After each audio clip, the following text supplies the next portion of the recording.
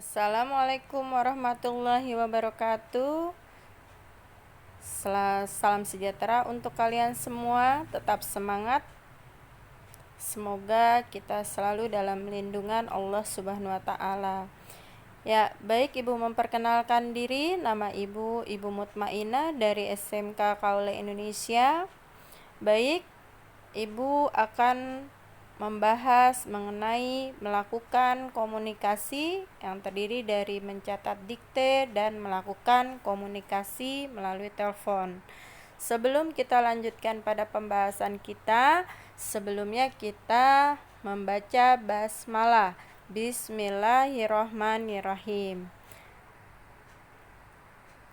Ya, setelah kalian menyimak pembahasan tentang komunikasi melalui telepon, adapun indikator pencapaian yang kalian dapat yaitu kalian bisa menerima dikte.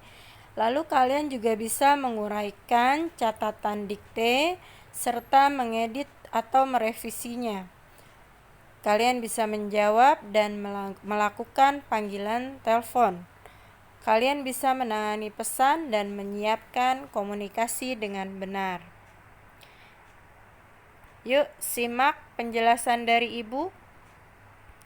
Yang pertama yaitu tentang melakukan komunikasi. Apa itu komunikasi? Ya, tentunya setiap hari kita sudah melakukan sebuah komunikasi. Nah, pengertian komunikasi yaitu adalah penyampaian informasi dari satu pihak kepada pihak lain, baik secara langsung maupun tidak langsung dengan tujuan mendapatkan feedback positif. Nah, di dalam suatu komunikasi antara komunikator dengan komunikan untuk menyampaikan suatu ide ataupun gagasan, tentunya yang diinginkan oleh komunikator yaitu adanya tanggapan dari pihak komunikan. Itulah yang disebut dengan komunikasi. Proses komunikasi. Di sini proses komunikasi terbagi menjadi dua. Yang pertama yaitu adalah secara langsung dan yang kedua adalah secara tidak langsung. Contoh di sini komunikasi secara langsung yaitu komunikasi yang dilakukan secara bertatap muka. Contohnya yaitu kita bertemu dengan relasi atau kolega pelanggan. Lalu yang kedua yaitu adalah komunikasi secara tidak langsung, di mana komunikasi secara tidak langsung yaitu komunikasi dengan menggunakan alat komunikasi atau media.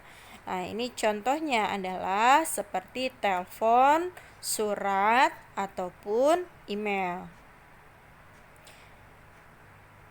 Selanjutnya, melakukan komunikasi melalui telepon. Ya, seperti yang kita ketahui bahwa telepon adalah alat komunikasi yang sangat praktis dan banyak digunakan oleh masyarakat. Nah, tentunya di perusahaan, telepon pun digunakan sebagai media komunikasi yang sangat efektif. Apa itu telepon? Telepon itu adalah media komunikasi secara tidak langsung yang dilakukan secara lisan. Dan telepon pun adalah media yang paling banyak digunakan oleh perorangan ataupun organisasi. Nah, telepon ini dapat dijadikan sebagai jendela perusahaan. Bagaimana maksudnya? Maksudnya adalah ketika seorang sekretaris menerima telepon dari kolega pelanggan, maka seorang sekretaris harus mempunyai etika yang baik sehingga mempunyai image bahwa perusahaan mempunyai pelayanan prima yang baik. Baik, pembahasan selanjutnya yaitu hal-hal yang harus diperhatikan saat bertelepon. Yang pertama tentunya senyum saat bertelepon. Dengan kita melakukan senyum, tentunya bahasa dan kata-kata yang kita ucapkan itu akan berbeda, akan lebih bersahaja. Lalu yang kedua, santun dalam berbicara. Dalam bertelepon harus digunakan bahasa yang sopan. Dan yang ketiga yaitu bahasa singkat, jelas, dan mudah dimengerti. Gunakan bahasa-bahasa yang pantas dan mudah untuk dipahami. Dan yang keempat, angkat telepon secepatnya bila perlu dalam dering pertama. Ketika sekretaris akan mengangkat telepon, diharapkan tidak boleh berdering lebih dari 3 kali. Dan ketika seorang sekretaris mengangkat telepon kepada relasi, ucapkan salam. Contohnya adalah selamat pagi, selamat siang, selamat sore, dan selamat malam. Setelah itu, perkenalkan identitas diri. Nah, poin 5 dengan poin 6 ini saling berkaitan. Setelah memberikan salam, lalu berikan identitas diri kalian sebagai penerima telepon. Contohnya, selamat pagi, PT Yamaha, dengan Ina bisa saya bantu? Yang ketujuh, simak pembicaraan dengan penuh perhatian. Sebagai seorang sekretaris, ketika menerima telepon, maka harus mendengarkan informasi yang diberikan oleh komunikator dengan baik. Lalu yang kedelapan, berikan informasi sesuai dengan kebutuhan. Jika ada hal-hal ataupun informasi yang dibutuhkan oleh komunikator, maka berikanlah informasi sesuai dengan kebutuhan dari komunikan tersebut. Catat informasi penting. Ketika seorang komunikator ingin menyampaikan pesan kepada pimpinan atau kepada karyawan yang dituju, maka seorang sekretaris tugasnya adalah mencatat pesan telepon ke dalam LPT, yaitu lembar pesan telepon. Setelah sudah mencatat pesan ke dalam LPT, konfirmasi secara ulang dengan jelas dan tanyakan bantuan kepada pihak komunikator. Setelah itu, ucapkan terima kasih, tutup gagang telepon dengan baik. Nah, di dalam komunikasi tentunya ada hambatan di dalam bertelepon. Apa yang menjadi hambatan dalam bertelepon? Yaitu ada 2. Yang pertama, gangguan intern, yang kedua, gangguan ekstern. Gangguan intern adalah gangguan yang terdapat dalam diri seorang komunikator ataupun komunikan. Apa saja?